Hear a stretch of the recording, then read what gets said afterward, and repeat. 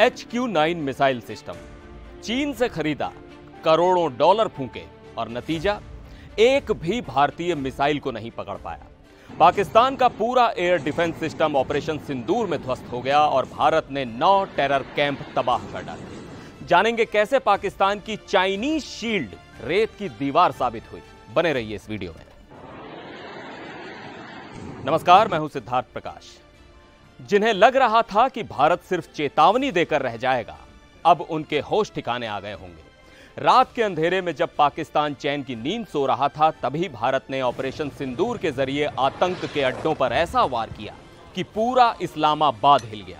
और सबसे बड़ी बात, पाकिस्तान का एयर डिफेंस जो चीन के HQ-9 सिस्टम पर टिका था, वो ध्वस्त हो गया, बिल्कुल फेल। बात है बुधवार तड़के 1:44 की। भारतीय सेना और एयरफोर्स ने मिलकर एक कोऑर्डिनेटेड स्ट्राइक लॉन्च की। टारगेट थे आतंक के वो अड्डे जहां से हाल ही में पहलगाम आतंकी हमले की साजिश रची गई थी, जिसमें 26 लोगों की जान गई।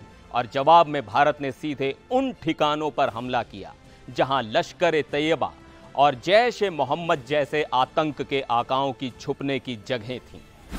अब जरा लोकेशन सुनिए। भारत ने सिर्फ LOC के पास हमला नहीं किया, बल्कि POK और पाकिस्तान के अंदर घुसकर भी टेरर बेस तबाह कर डाले।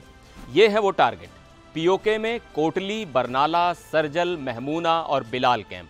पाकिस्तान के अंदर गुलपुर और सवाई कैंप।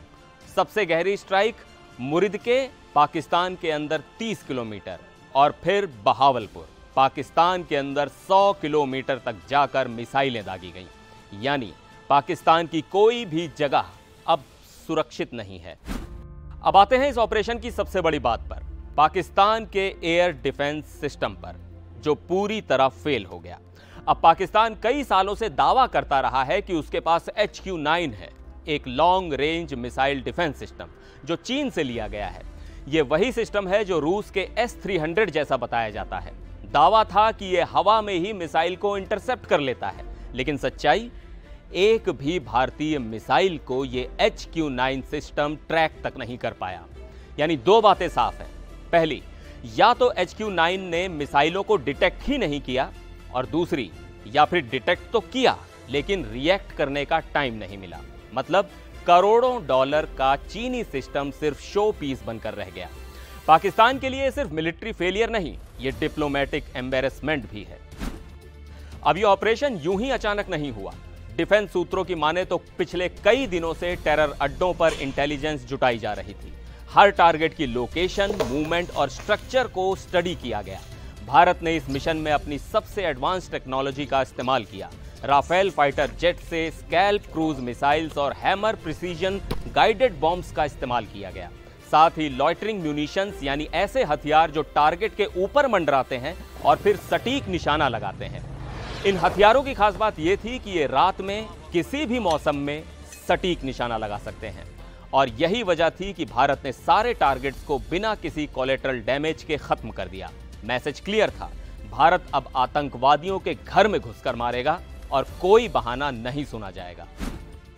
अब पाकिस्तान क्या करता? उसके पास दो ही रास्ते थे, या तो वो जवाबी हमला करे या बस बयानबाजी करे। प्रधानमंत्री शहबाज शरीफ ने इस हमले को युद्ध की कार्रवाई बताया और बदले की धमकी दी, लेकिन अब तक कोई जवाबी हमला नहीं हुआ। सच ये है कि बिना एयर डिफेंस के और स्ट्राइक के इतने अंदर तक पहुंचने के बाद पाकिस्तान की स्थिति बिल्कुल कोने में पड़े बॉक्सर जैसी हो गई है, जिसे घूसा भी पड़ा और हिम्मत भी टूट गई। अब भारत कोई रिस्क नहीं ले रहा। बॉर्डर के पास के 244 जिलों में हाई अलर्ट है। सिविल डिफेंस ड्रिल्स चल रही हैं और सभी इंटेलिजेंस एजेंसियां एक्टिव हैं। PM मोदी ने साफ कहा, आतंकियों और उनके मददगारों को जहां भी छिपा होगा ढूंढ कर मारा जाएगा। यह ऑपरेशन सिर्फ एक जवाब नहीं था, यह स्ट्रेटेजिक डॉक्ट्रिन का हिस्सा था। अब भारत सिर्फ डिफेंस नहीं करेगा, अब Bharat pre-emptive intelligence based attack करेगा, और यही पाकिस्तान की सबसे बड़ी चिंता है।